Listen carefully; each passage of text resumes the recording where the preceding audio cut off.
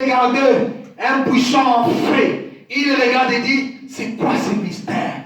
La Bible dit qu'il a fait le contour pour aller voir quel c'était le mystère. Et il a rencontré le grand Jéhovah. Parce qu'il avait un message de faire sortir les enfants d'Israël de l'Égypte. Et quand ils étaient à la mer Rouge, le frère me dit, cela a créé une attraction. Cela, c'était une chose inhabituelle. Ça ne s'était jamais passé. Dieu a ouvert la mer Rouge, ils ont traversé un sec. Quand ils sont arrivés de l'autre côté, Myriam a pris les tabourins, elle est montée à la montagne, elle a commencé à chanter. C'est pour cela, frère Branham dit, on ne chante que quand on est déjà libre. Quelqu'un qui adore comme ça. On adore, toi tu es assise, toi la patronne ici. Toi le grand messie. Frère Branham dit, dans la parole de Dieu, il n'y a pas les gouverneurs. Dans la parole de Dieu, il n'y a pas les ministres. Dans la parole de Dieu, il n'y a pas les rois. David, quand il a vu le retour de la parole, le retour de l'arche, lui qui était le roi sur le trône de Dieu. Est-ce que vous savez que le Dieu est le roi d'Israël? Oui. Dieu a cédé son trône à David. Mais remarquez, celui qui était le remplaçant de Dieu sur la terre, quand il a vu le retour de la parole, il a commencé à danser, il a commencé à tourner. Et sa femme dit, tu danses comme un insensé. David a dit, je ne danse pas devant les hommes. Je ne danse pas devant ces gens que tu vois ici. Je danse devant le roi des rois, le Seigneur. Celui qui m'avait pris derrière le troupeau de mon père. Il m'a élevé. Il m'a fait asseoir avec les grands. Il m'a donné le royaume, le trône de son peuple. Amen. Cela a créé une attraction. Il y a ces gens qui critiquaient. Il y a ces gens qui disaient, non seulement David parce qu'il aime la parole. Amen. Il soutenait David. Oh, alléluia. Mais remarquez une chose.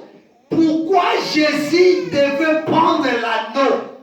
C'est ça un mystère que beaucoup ne comprennent pas. L'anneau qui était un moyen de déplacement des pauvres.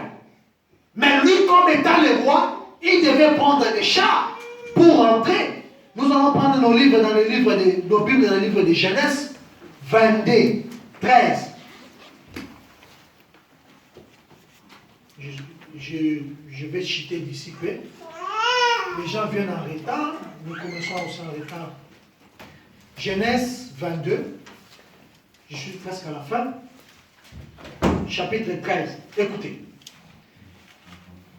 Abraham leva les yeux et vit derrière lui un bélier retenu dans un buisson par les cornes. Non, je crois que je dois commencer un peu à...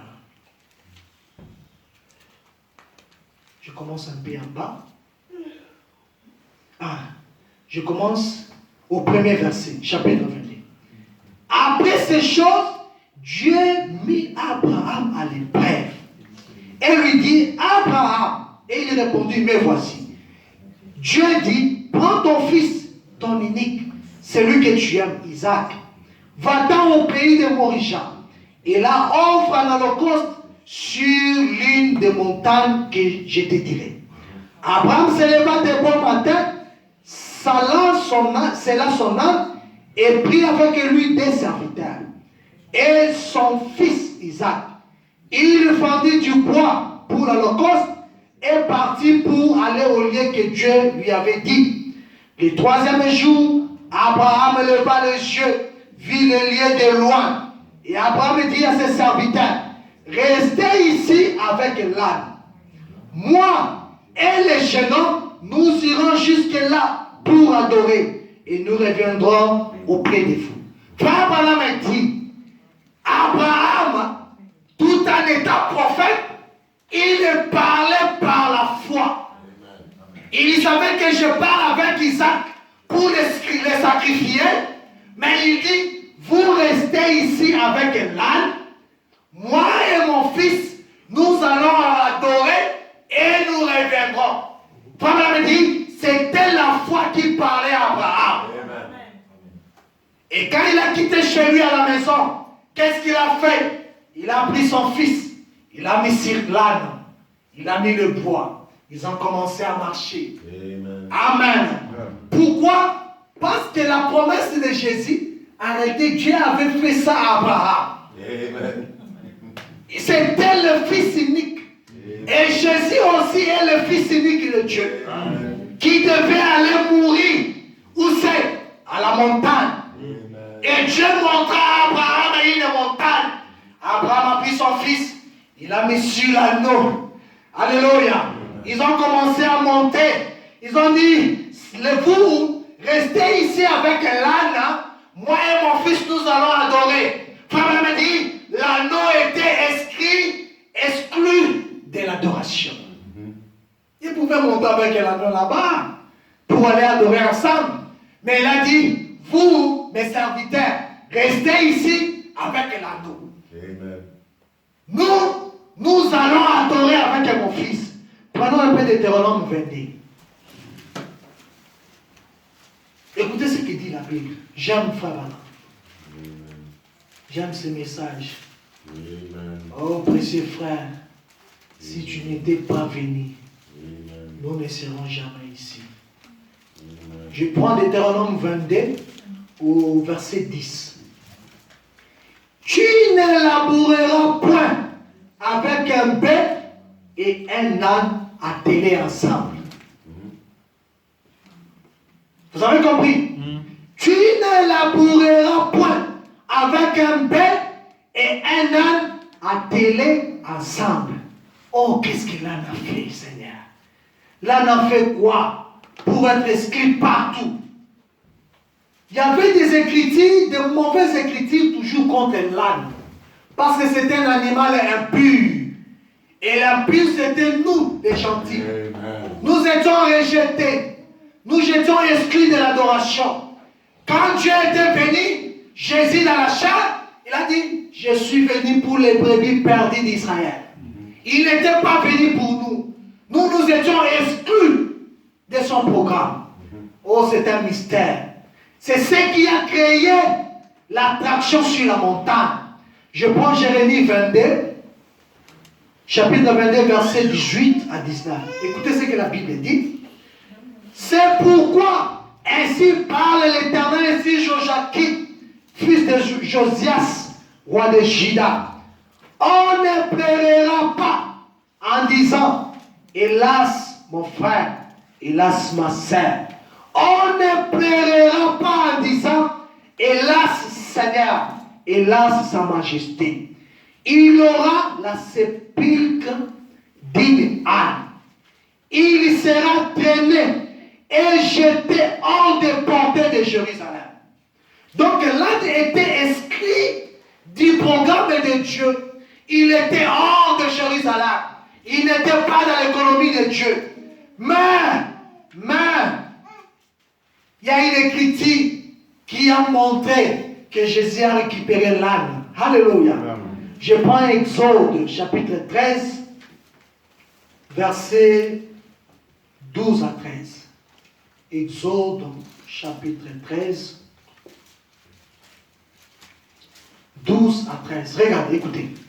Tu consacreras à l'Éternel tout premier-né, même tout premier-né des animaux que tu auras. Le mâle appartient à l'Éternel.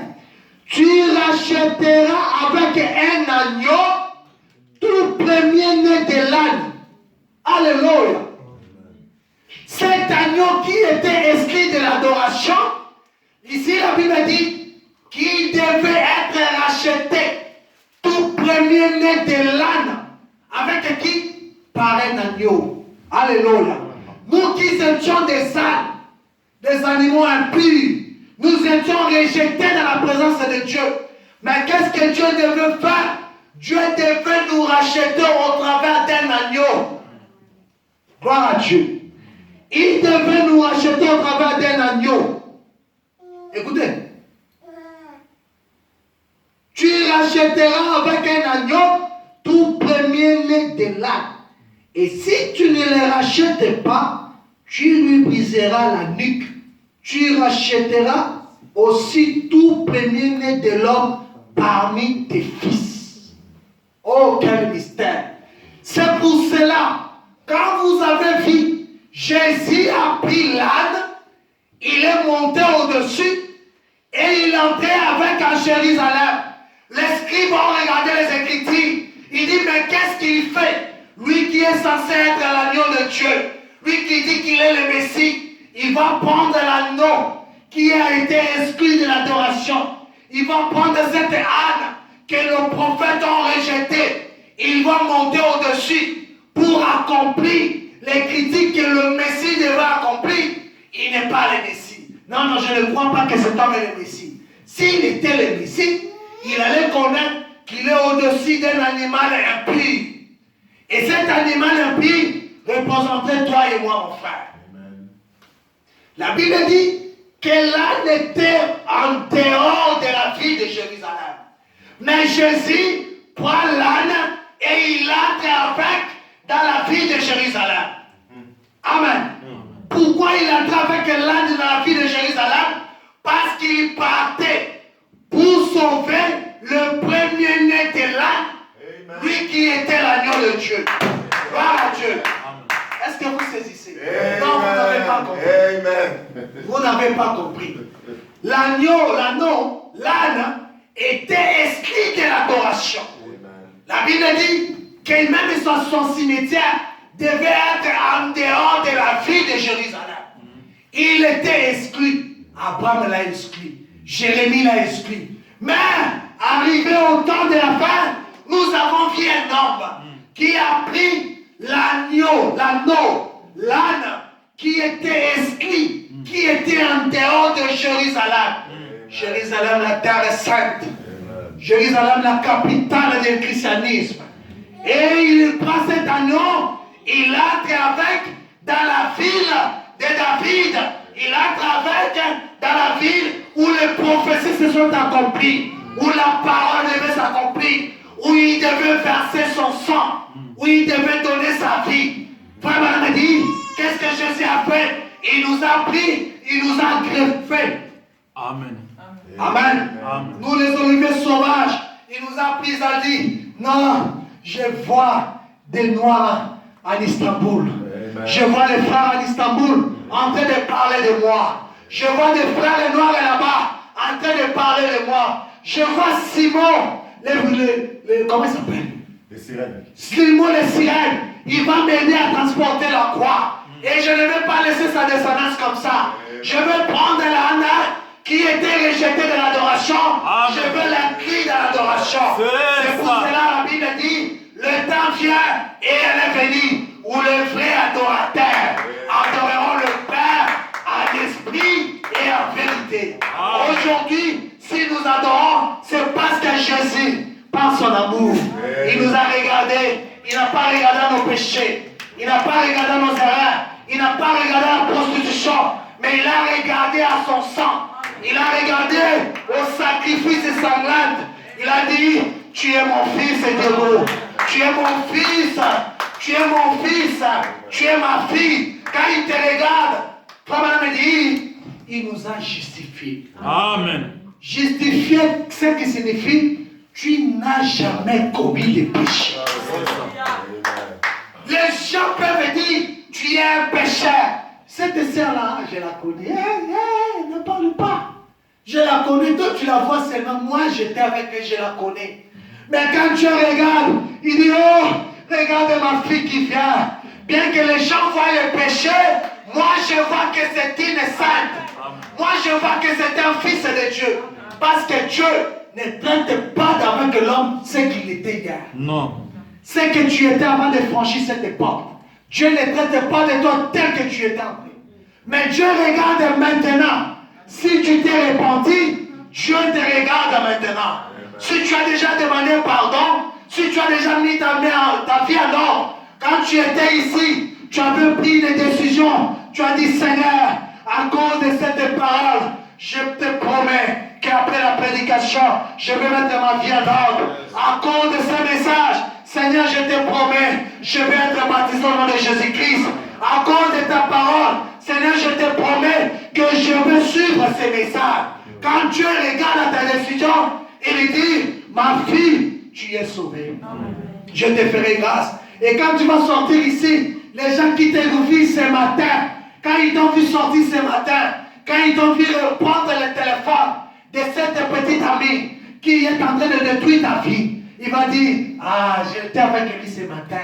D'ailleurs, il a parlé. D'ailleurs, il a ma tête. Mais quand tu étais ici, tu as prié, Seigneur, donne-moi la possibilité de payer cette dette-là. Parce que le dette freine la vie des gens. Je vais me libérer, Seigneur. Toi, tu as pris ta décision maintenant. Mais lui là-bas, regarde et dit, regardez-moi ce pécheur. Regardez-moi cet homme.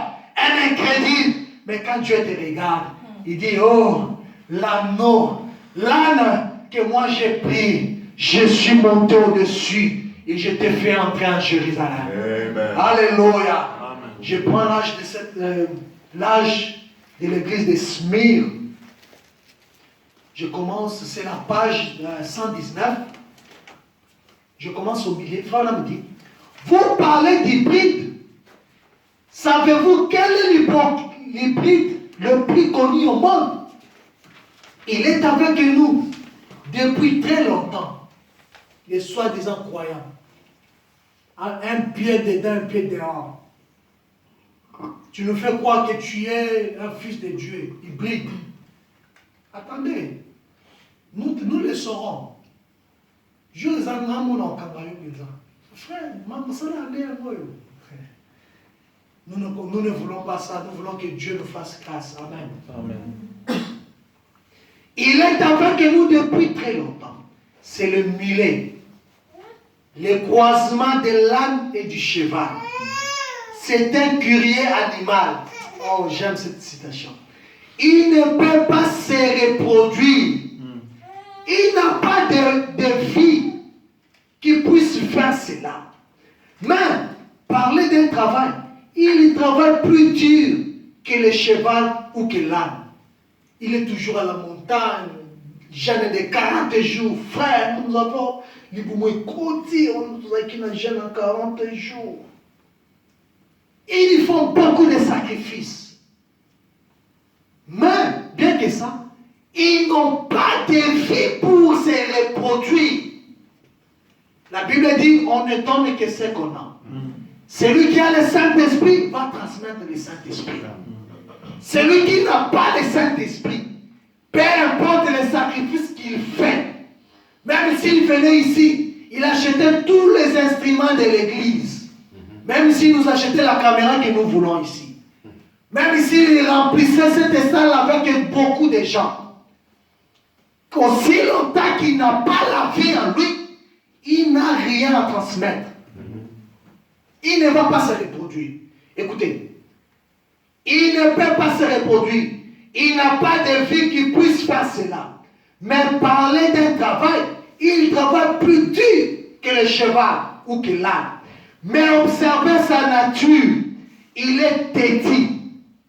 Des brebis têtues. Nous en Angola, on les appelle les brebis blessées. Moi, je n'aime pas les pasteurs. Ces brebis-là n'aiment pas des pasteurs. Parce qu'un jour, il avait fait l'affaire avec son pasteur, le pasteur l'avait bouffé l'argent. Tous les pasteurs sont mauvais. Moi, je vais vous dire une chose. Là où se trouve le faux dollar, il y a le vrai dollar.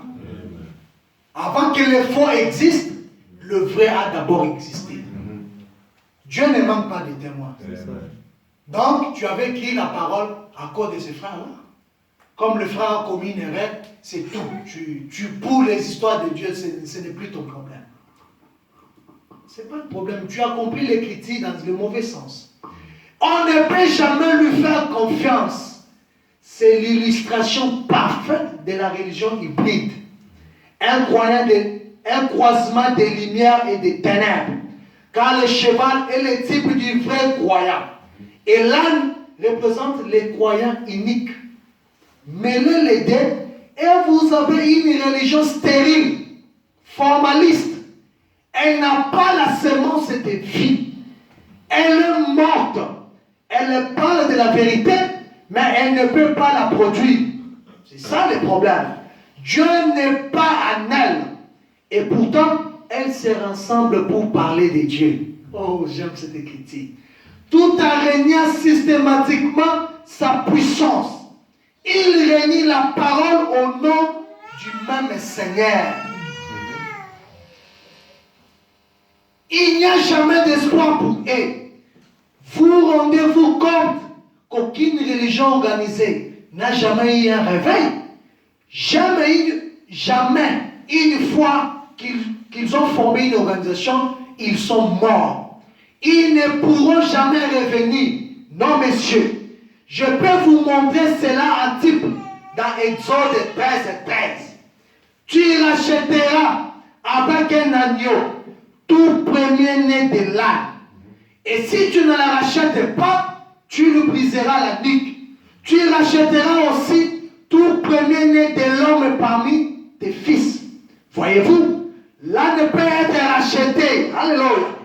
Tout malheur pécheur peut être racheté par les sacrifices sanglants de Jésus-Christ. Ou s'il rejette Christ, être lui-même rejeté. Mais on ne rachète pas le millet. Il n'y a pas de rédemption pour lui. Il n'y a pas de sang pour lui. Ce n'est pas possible. Parce que le millet trouve refuge dans l'église. Le millet, il vient à l'église. Il croit qu'à l'église, il aura la vie. Écoutez. Mais que l'âme trouve refuge dans le sang. Amen. Alléluia. Amen. Le millet n'a pas de semence en lui qui puisse être vivifié. Mais l'âne, lui, il a une semence.